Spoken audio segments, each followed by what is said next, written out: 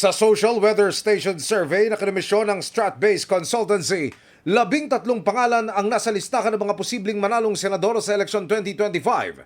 Ito ay sina Senator Bongo, Representative Erwin Tulfo, broadcaster na si Ben Tulfo, dating Senate President Tito Soto, incumbent Senators Lito Lapid, Ramon Bong Revilla at Pia Cayetano, dating Senador Ping Lacson, Senator Bato de la Rosa, TV host na si Willie Revillame, Makati Mayor Abby Binay, dating Senador Manny Pacquiao at Congresswoman Camille Villar. Sa pamamagitan ng face-to-face interviews, tinanong ang 1,800 registered voters sa buong bansa kung sino ang iboboto nila sa pagkasenador kung gagawin na ang eleksyon noong panahon ng survey.